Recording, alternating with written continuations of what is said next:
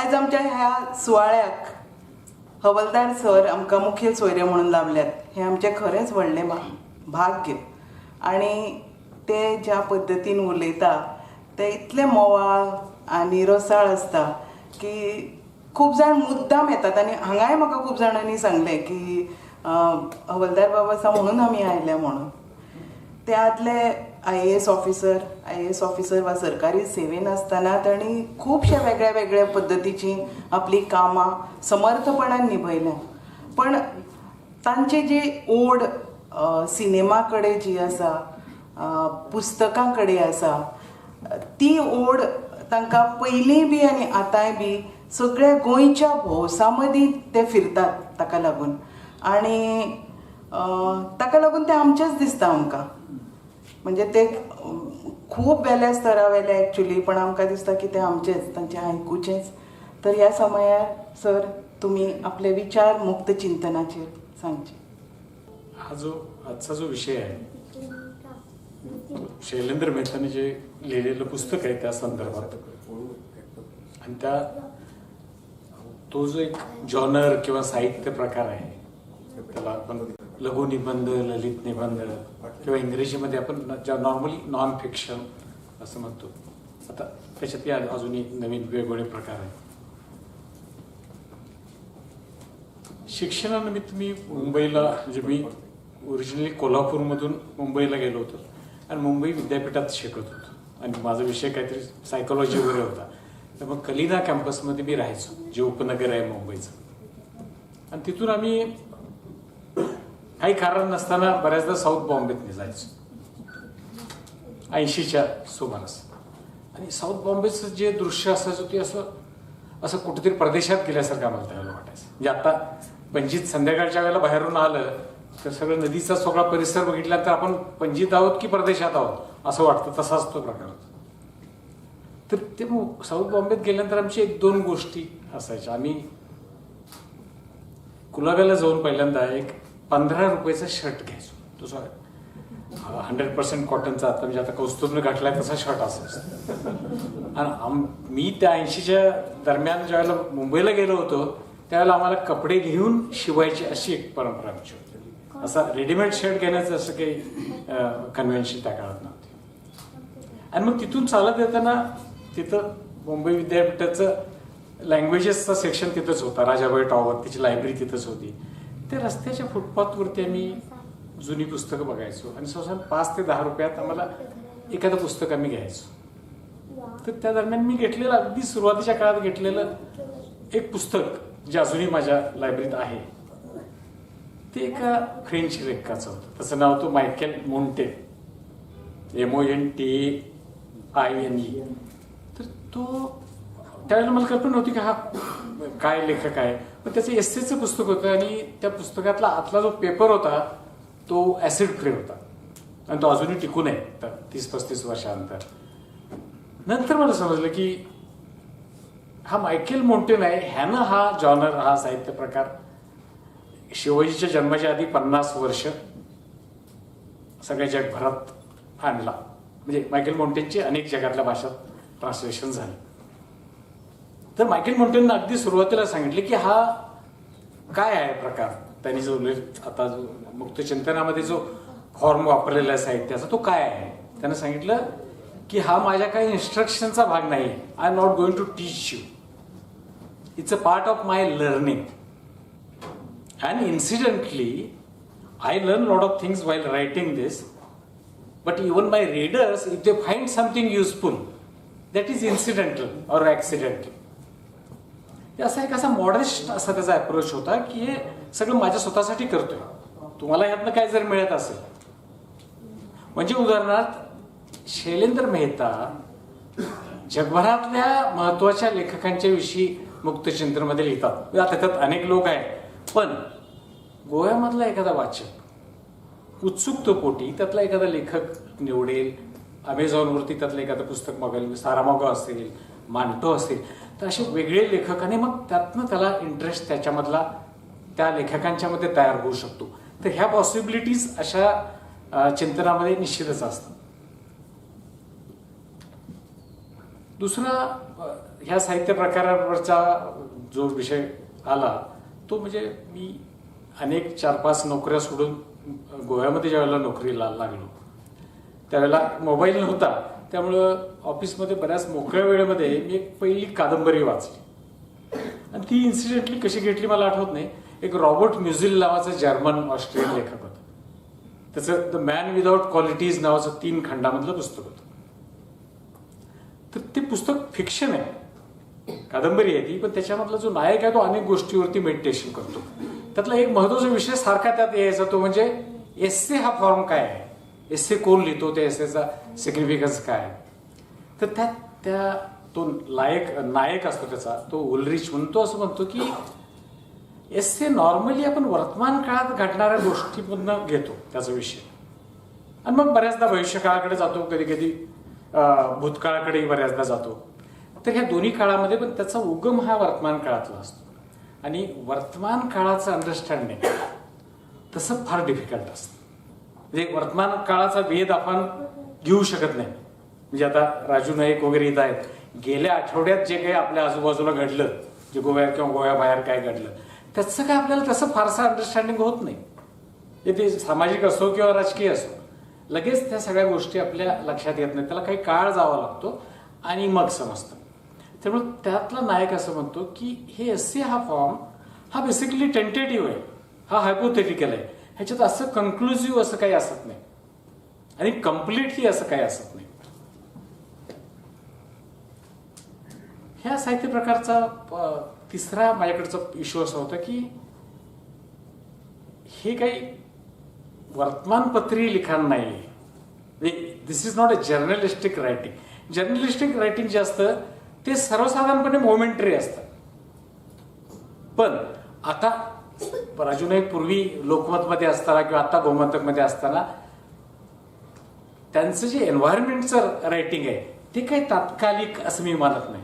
ते महत्वाचं रायटिंग आहे आणि ते रायटिंग हे जर्नलिस्टिक रायटिंग अशा स्वरूपामध्ये अजिबात मोडत नाही. तर अमेरिकन इंग्लिशमध्ये हा जो नॉन फिक्शन आहे, म्हणजे आता तुम्ही गोव्यामध्ये बघा रवींद्र केळेकरांनी मोठ्या प्रमाणात नॉन फिक्शन लिहिले. तर हे नॉन फिक्शन ला त्यांनी असा वेगळा शब्द दिला. म्हणजे फिक्शन आणि नॉन फिक्शन आणि पोएट्री अशी 3 क्लासिफिकेशन जर घेतले तर ह्या नॉन फिक्शनला त्यांनी आता क्रिएटिव्ह नॉन फिक्शन असं मानलं. आता आपण ज्यावेळेला क्रिएटिव्ह नॉन फिक्शन म्हणतो त्यावेळेला त्याचा उद्देश काय असतो, असं जे ट्रान्झिटरी असतं, momentary, transitory, journalistic, that we try to convert into eternal, long lasting. तर ही प्रक्रिया थोडीशी महत्वाची आणि मोठी आहे. म्हणजे उदाहरणार्थ आम्हाला ज्या वेळेला इंग्रजी चांगलं वाचता यायला लागलं त्यावेळेला आम्ही जे काही एस्सेज वाचले त्यातले अनेक एस्से अजूनही माझ्या डोक्यात आहेत. म्हणजे उदाहरणार्थ अर्जेंटिनाचा एक लेखक होता जॉर्ज लुईस बोर्हेस म्हणून. ह्यानी काफकाच्या स्टोरीज विषयी, शॉर्ट स्टोरीज विषयी लिहिलं किंवा त्यांनी सर्वंटाईच्या डॉन किहोती विषयी लिहिलं, त्याची जी महत्वाची कादंबरी आहे. तर ते 70-80 वर्षापूर्वी लिहिलेली गोष्ट अजूनही रिलेव्हंट आहे आणि ते अजूनही क्लासिक आहे. ते त्या काळातलं मोमेंटरी असं काही नाही. तुम्ही याच्या भारतीय संदर्भात जर बघितलं, जे एक भारतीय लेखक म्हणून आपल्याकडे एक अमिताभ कुमार नावाचा लेखक आहे. हा कौस्तुभराव म्हणजे शिकतो त्या देशामध्ये, गेल्या 30 वर्षापासून एका कॉलेजमध्ये इंग्रजी शिकवतो अमेरिकेत. तर एक 10 वर्षापूर्वी त्याची आई वारली. म्हणजे त्याची आई बिहारची, पटण्याची. तर आई वारल्यानंतर तो तिकडून येतो अमेरिकेतून आणि आई वारल्यानंतर तिच्या ज्या मृत्यूचे ज्या रिच्युअल्स आहेत आणि सहसा आपल्या देशभरात ते रिच्युअल्स सगळे सारखेच आहेत, त्याला अग्नी देण्याचं काम त्याला करायचं असतं. तो घरातला सगळ्यात मोठा आहे. ह्याच्यावरती तो एक एस्से लिहितो नंतर. त्याचं नाव आहे पाया, PYRE. तर तो ग्रँटाने आपल्या 2014च्या साधारण इंडियावरचा जो व्हॉल्यूम काढला त्यात घेतला होता. मी त्यात अरुण कोल्हटकरी आहे आणि हाही आहे. तर त्या लेखामध्ये तो लेख इतका गाजला आणि त्या लेखाची लिहिण्याची जी पद्धत होती, म्हणजे ह्या सगळ्या भारतीय रिच्युअल्सकडं अमेरिकेत 30 वर्ष आयुष्य काढणारा माणूस ज्यावेळेला बघतो त्यावेळेला थोडासा त्यातून तो असा आउटसाइड होतो. आउटसायडर होतो आणि त्याला अनेक गोष्टी खटकतात. त्या कन्व्हेन्शनला तो सगळ्या कन्व्हेन्शन त्यातल्या पाळतो. पण वेस्टर्न सोसायटीत राहिल्यामुळं जी एक मॉडर्निटी बाहेरून आलेली असते आणि लहानपणापासून वाढलेली आपली जी ट्रॅडिशन असते, त्यातलं जे चिंतन आहे, मेडिटेशन आहे, ते त्या एस्सेमध्ये अतिशय चांगल्या पद्धतीने येतं. गोव्यामधलं उदाहरण घ्या. म्हणजे मी 2012 मध्ये दत्ता नाईकने एक फातोंड पावली नावाचं पुस्तक लिहिलं, एक छोटंसं एस्सेज लिहिलं. आता हे फातोंड पावली हे सकाळचा जो मॉर्निंग वॉक आहे, आणि तो लेख इतका सुंदर होता. म्हणजे त्याने मडगावमध्ये आपण सकाळी कसे फिरतो हे लिहिलं. नंतर ते मी हैदराबादला गेल्यानंतर हैदराबादला कसा फिरतो, बेंगलोरला घेऊन पॅरिसमध्ये कशा फिरतो, पण त्या सगळ्या लेखामध्ये इतका साधा सरळ. आणि तो कोकणीमधला लेख मी 2012 मध्येच तो वाचला होता. पण माझ्या डोक्यामध्ये जी स्मृती होती, मेमरी होती, ती अशी होती की मी तो मराठीत वाचलाय की कोकणीत वाचलाय ह्याच्याविषयी मला डाऊट होता. म्हणजे मला तो इतका जवळचा वाटला की तो माझा मातृभाषेसारखाच, म्हणजे तो कोकणीत वाचलाय असं माझ्या डोक्यातच नव्हतं. इतका सुंदर लेख त्याने लिहिला. नंतर आम्ही मुंबई विद्यापीठात शिकत असताना दुसरा एक म्हणजे आवडलेल्या याच्यातला शेवटचा लेख सांगतो. तो म्हणजे वॉल्टर बेंजामिन नावाचा जर्मन कल्चर क्रिटिक होता, मोठा विचारवान. त्यांनी अनपॅकिंग माय लायब्ररी नावाचा एक निबंध लिहिला. तो स्वतःच त्याचं पर्सनल लायब्ररी मोठी होती. आणि त्याच्यात त्यांनी काय लिहिलं की त्या पुस्तकाच्या पोझेशनपेक्षा ती पुस्तकं त्यांनी कशी अक्वायर केली होती, घेतली होती. अनेक शहरामध्ये जाऊन फिरून. आणि वेस्टर्न सोसायटीमध्ये पुस्तकं घेण्याची पद्धत आपल्यापेक्षा थोडी वेगळी असते त्या काळात. आता आपण अमेझॉनवर घेतो, पण त्या काळात आपण बुकशॉपमध्ये घेतो. पण त्या काळात हा जो मेजर पुस्तक प्रेमी जो माणूस असतो, तो अनेक प्रकारच्या पब्लिक ऑप्शनमधनं पुस्तक घेतो. तर त्याने अनेक पब्लिक ऑप्शनमध्ये भाग घेतला होता. तर त्याच्या मेमरीज काय होत्या ते त्याने त्याच्यामध्ये लिहिले. आता एवढ्या वर्षांतर जवळ 100 वर्ष त्या लेखाला झाली, अजूनही तो रिलेव्हंट आहे. म्हणजे हा जो ट्रान्झिटरी भाग आहे तो इटर्नल असा हा कुठल्याही ह्याच्यामध्ये होऊ शकतो. त्याच्यानंतर ह्या एस्सेज ह्या फॉर्मवरचा एक अजून एक इश्यू होता. अमेरिकेतल्या युनिव्हर्सिटीजमध्ये, अमेरिकेच्या युनिव्हर्सिटीज ह्या चांगल्या मानल्या जातात सर्वसाधारणपणे. तर ह्या युनिव्हर्सिटीमध्ये अशी एक कन्व्हेन्शन आहे, प्रथा आहे की महत्वाचे लेखक अमेरिका बाहेरचे, पर्टिक्युलरली लॅटिन अमेरिकेमधले, युरोपमधले, ते लेक्चरसाठी बोलवतात आणि आपल्या विद्यार्थ्यांसाठी ते 4-5 दिवस त्यांची लेक्चर्स ठेवतात लिटरेचर या विषयावर. हार्वर्ड युनिव्हर्सिटीनं बऱ्याचदा जॉर्ज लुईस बोरेसला बोलवलं होतं. नंतर इटालो काल्विन नावाचा एक लेखक जो पॅरिसमध्ये राहायचा त्या काळात त्याला बोलवलं. तर इटालो काल्विननं त्या हार्वर्ड युनिव्हर्सिटीच्या लेक्चर्समध्ये एक गोष्ट सांगितली. ते अनेक लोकांनी पूर्वी सांगितली असेल, पण ते लेक्चरमध्ये सांगितल्यामुळे ती फार बाहेर गेली मोठ्या प्रमाणात, की फिक्शन, नॉन फिक्शन हे जे 2 प्रकार आहेत, ह्याचा सगळ्यात महत्वाचा असा कॉमन एलिमेंट कुठला आहे, तर तो कॉमन एलिमेंट आहे लाईटनेस. म्हणजे त्याचं हलकं फुलकं असणं, साधेपणानं ते लिहिणं. आणि ते लिहिलं तर ते वाचकांच्याकडे जातं मोठ्या प्रमाणात. म्हणजे मायकेल मोंटेननं फ्रेंचमध्ये अतिशय हलकं फुलके असे निबंध लिहिले. अनेकदा पुस्तक वाचण्याविषयी, पुस्तक कलेक्ट करण्याविषयी एक 400-500 वर्षापूर्वी लेख लिहिले. आत्ताही आपण वाचताना त्या आपल्याला ते खूप इंटरेस्टिंग वाटतात. तीच परंपरा पॅरिसमध्ये, फ्रान्समध्ये बाकीच्या लेखकांनी, इटालो काल्विन तिथं होता, त्याचे निबंध तसेच आहेत. बाकी फ्रेंच लेखकांनी तशाच पद्धतीचं लिहिलं. इन्सिडेंटली भारतीय भाषामध्ये, मराठीमध्ये, म्हणजे मराठीतले अनेक निबंध गोव्यातल्या जुन्या पिढीच्या अनेक लोकांनी वाचलेले आहेत. सुरुवातीला खांडेकर, फडके हे निबंध लिहायचे, पण ते निबंध आता तुम्ही कोणीच वाचू शकणार नाही. त्या काळातही वाचणारा वर्ग मर्यादित होता. नंतर अनंत खानेकर आले, त्यांनी थोडासा त्याला हलका फुलका टच दिला, पण ते आता आपण वाचू शकणार नाही.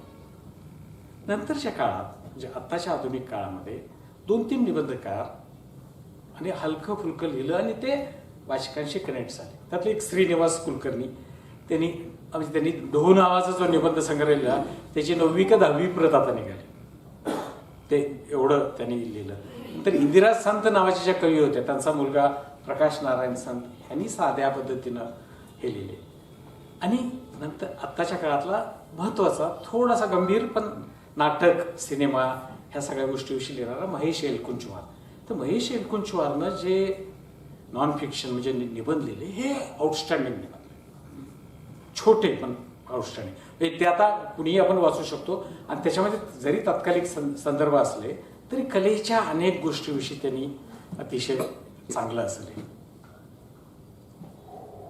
आता ह्या लाईटनेस नंतर शेवटचा मुद्दा निबंध ह्या प्रकाराविषयी येतो, तो म्हणजे anything what you read or write necessarily give you some pleasure. म्हणजे कुठलाही वाचक जगभरातला हा आपल्याला काहीतरी माहिती मिळायला पाहिजे, आपल्याला काहीतरी ज्ञान मिळायला पाहिजे म्हणून पुस्तक वाचत नाही. जे ते दिलीप बोरकरांचं असो किंवा शैलेंद्र मेहताचं असो, त्यातनं मला एक वाचनाचा आनंद मिळतो हा भाग. तर हा भाग अशासाठी म्हणतो की गोव्यामध्ये आता सध्याचं जे पॉप्युलेशन आहे याच्यामध्ये 35 वर्षाच्या खालचा जो पर्सेंटेज आहे ते 50% मुलं आहेत आपल्याकडं. यंग पॉप्युलेशन आहे आणि हे यंग पॉप्युलेशन वर्तमानपत्र वाचत नाही, मॅगझिन फार कमी प्रमाणात वाचतात, पुस्तकं अतिशय कमी प्रमाणात वाचतात. म्हणजे इव्हन सेंट्रल लायब्ररीची तुम्ही मेंबरशिप बघितली तर ती आपल्या जनरल पॉप्युलेशनच्या प्रमाणात फार कमी पर्सेंटेजमध्ये आहे. तर मागच्या पिढीतले म्हणजे आता माझे अनेक लोक माझ्या जुन्या पिढीतले गोव्यातले आहेत, तशी परिस्थिती नव्हती. म्हणजे आपल्या गोव्यातला माधव बोरकर नावाचा ग्रस्त हा मराठी, कोकणी, इंग्लिश सगळ्या भाषातलं वाचतो, प्रचंड वाचतो, अजूनही वाचतो. आणि वय, बाकीचे काय आजार हे सगळं असताना तो वाचत असतो. ते हे एका बाजूला, त्याची पिढी एका बाजूला, दुसऱ्या बाजूला तरुण. तर ह्याची आपण ज्यावेळेला कारण मीमांसा करतो त्यावेळेला आपण बऱ्याचदा नॉर्मल जर्नलिस्टिक लँग्वेजमध्ये कारण मीमांसा करताना आपण वाचन संस्कृती आणि लेखन संस्कृती असं एक द्वंद्व घेऊन करतो की बाबा वाचन संस्कृती कमी होत चाललेली आहे. पण त्याचा दुसरा अँगल आपण विचार करायला हरकत नाही, तो म्हणजे असा आहे की हे आपल्या लेखन संस्कृतीमध्ये काही कमी आहे का, म्हणजे त्यातला प्लेजर कमी झालेला आहे का. म्हणजे समजा वर्तमानपत्र आपली वाचली नाहीत, फक्त डिजिटल मीडियामध्ये मी फेसबुक बघितलं आणि व्हॉट्सअप बघितलं, काय फरक पडतो का. किंवा सिरियस वाचणारा माणूस दररोजची 3-4 वर्तमानपत्र हातात घेतल्यानंतर 15-20 मिनिटात ती वाचून ठेवतो खाली. हे आहे सत्य. म्हणजे रविवारचा इश्यू थोडासा वेगळा आहे, पण इतर पेपर आपल्या वर्तमानपत्रातले अग्रलेख आता वाचणारी पिढी किती आहे. तर वाचन संस्कृतीमधला डिक्लाइन, त्याचं जी उतरती काळ आहे ही लेखन संस्कृतीमधला जो डिक्लाइन आहे हा वाचन संस्कृतीपेक्षा फार मोठा आहे.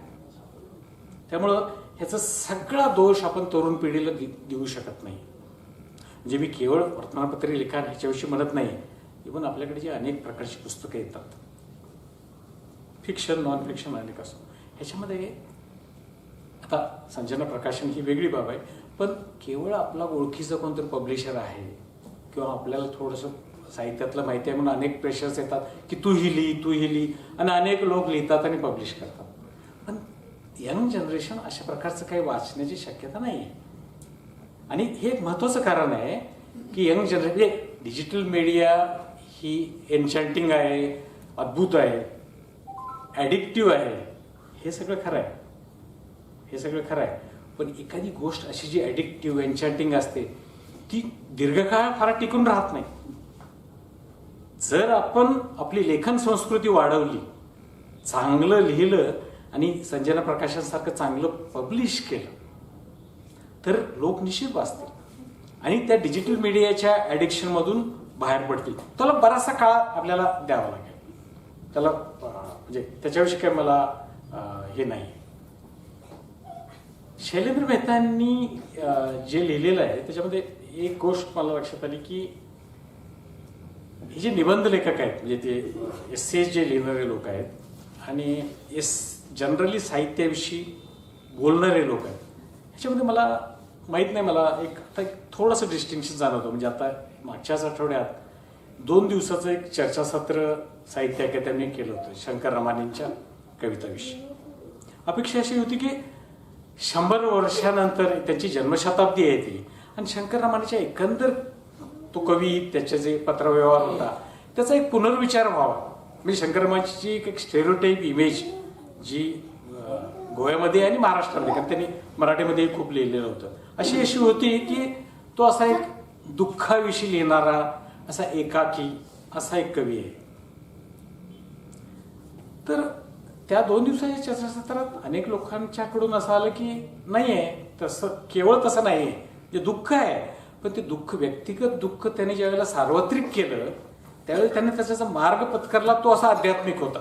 त्याच्यावरती संत साहित्याचा फार मोठा परिणाम होता. आणि ते जरा खोलात जाऊन आपण बघितले की आपल्या लक्षात येतं. असा पुनर्विचार करत असताना हे 2 प्रकारचे विचारवंत म्हणजे क्रिटिक म्हणता येईल साहित्यातले, लिटररी क्रिटिक, ते तुम्ही बघितले.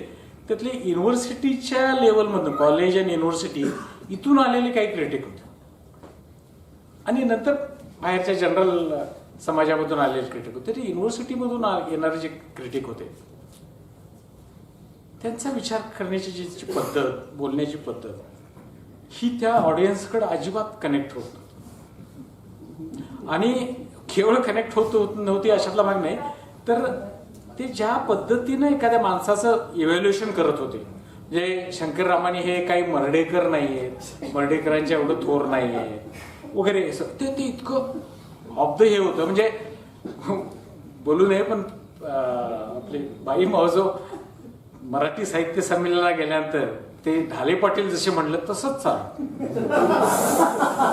म्हणजे मी सहज सांगतो की, आणि मला लक्षात आलं की हा केवळ युनिव्हर्सिटी आणि कॉलेजचा अकॅडमिशियन बोलतो असं नाही, एज हा एक फॅक्टर जाणवला. म्हणजे आता भाई मावजोंचे एज बऱ्यापैकी आहे, पण मला त्यांच्यात तो वाटत नाही, त्यांच्या बोलण्यात बॅलन्स असतो. मनोहर सरदेसाई रेग्युलरली आम्ही एकत्र भेटायचो, साहित्याविषयी बोलायचो. यांचं शैलेंद्र मेहता सारखं मनोहर सरदेसाईंचं साहित्याचं प्रचंड वाचन होतं. केवळ फ्रेंच नव्हे, त्यांना जगभरातलं सगळं साहित्य माहिती होतं. रवींद्र केळकरांना जगभरातलं सगळं साहित्य माहिती होतं. पण हे सगळं साहित्य वाचूनही एक जो बॅलन्स आहे तो बाई मावजून ठेवलेला आहे एवढ्या सगळ्या काळात. ते अनेक लोकांना तो बॅलन्स बोलण्यामध्ये नसतो, राहत नाही, त्याची अनेक कारणं असतील. लिहिण्यामध्येही तो बॅलन्स गेलेला असतो. आणि आपण सर्वसाधारण शोषिक लोक असतो, टॉलरंट लोक असतो, आपण त्याची जास्तीत जास्त कुजबुजच करतो. त्याचं काय असं भाषणात कोण बोलत त्या विषयावर. शैलेंद्र मेहतानी जे लिहिलेलं म्हणजे फिक्शन आणि नॉन फिक्शन, मी सहज बारकाईनं बघितलं की नॉन फिक्शन मध्ये सुद्धा त्यांनी जे उल्लेख केलेले त्याच्यामध्ये चोम्स्कीचा उल्लेख केला. त्यांनी महाराष्ट्रातल्या बहुजन समाजाविषयी लिहित असताना आंबेडकरांचा, ज्योतिबा फुलेंचा, जवळकरांचा, विठ्ठलरामजी शिंदेचा, मराठीमधल्या लेखकांचा लिहित असताना मी बघितलं होतं 2च लेखकांचा, एक साने गुरुजींचा आणि दुसरा भालचंद्र नेमाडेंचा. भालचंद्र नेमाडेंची नॉर्मली साहित्य व्यवहारात लिहिताना अतिशय कुचेष्टाने लिहिलं जातं, कारण ते अनेक लोकांच्या वर्षी कडक लिहितात, तर ते टीट फॉर टॅट असं लिहिलं जातं. यांच्या लेखात मी पहिल्यांदा भालचंद्र नेमाडेविषयी चांगलं लिहिलेलं आहे. एक चांगली गोष्ट आहे. एक याच्यामध्ये मागच्याच आठवड्यात एक पुस्तक आलं. दिलीप चित्रे नावाचं एक कवी होतं, माहिती आहे तुम्हाला. दिलीप चित्रेनी एस पण खूप लिहिली होती ह्याच फॉर्ममध्ये. तर त्यांनी साहित्याने अस्तित्व भान ह्या नावा टायटल खाली त्याचा 2रा भाग आला आणि तो हार्ड कव्हर खूप चांगला शब्दालय प्रकाशनने काढला. तर त्याच्यामध्ये ते मुंबईत होते. आपले जे समकालीन महत्वाचे लेखक होते त्याच्यावरती त्यांनी एसेस लिहिले. त्याच्यामध्ये भाऊ उपाध्याय आहेत, भालचंद्र नेमाडे आहेत, अरुण कोलटकर हे कवी आहेत, नामदेव ढसाळ आहेत, बाबूराव बागुल आहेत. ह्या सगळ्यांच्या विषयी त्यांनी स्वतःना त्यावेळेला मी चेक केलं सहज की त्याचं वय दिलीप चित्रेचं त्यावेळेला 50 होतं. त्या वयात त्यांनी अतिशय बॅलन्स आणि चांगले एसेस ते लिहिलेले. आणि त्या काळातला मुंबईचा, मराठीतला सगळा साहित्य व्यवहार त्याच्यामधून येतो. पर्टिक्युलरली भाऊ उपाध्ये. आता भाऊ उपाध्ये अनेक जुन्या पिढीच्या अनेक लोकांना माहिती असतं. त्या काळात तो मराठीमधला एस्टॅब्लिश नव्हता, त्याला काही तशी फारशी मान्यता नव्हती. पण आता ज्यावेळेला रिव्हॅल्युएशन होतं त्यावेळेला तो मोठा लेखक असतो. शैलेंद्र मेहता लोकमत मध्ये राजू नाईक ज्यावेळेला एडिटर होते त्यावेळेला ते कॉलम लिहायचे आणि ते वर्ल्ड लिटरेचर विषयी लिहायचे. तर मी तो वाचायचो कॉलम बारकाईने. मला त्याच्यामधनं त्यांची चॉईस ऑफ लेखक आहेत ना म्हणजे कसं होतं, हे जे एस्सेज असतात, हे एस्सेजमध्ये आपल्याला एक गोष्ट ठळकपणे लक्षात येते. कुणी जो माणूस एस्से लिहितो त्याच्याविषयी त्याचा वर्ल्ड व्ह्यू काय आहे, त्याचे प्रिज्युडिसेस काय आहे, त्याची तो कुठल्या गँगचा मेंबर आहे. गँगचा म्हणजे साहित्य व्यवहार त्याचे गँग, हे तुम्हाला ठळकपणे लक्षात येतं. हा मराठीत गँग खूप आहेत म्हणजे मराठी लेखकांच्या मधले.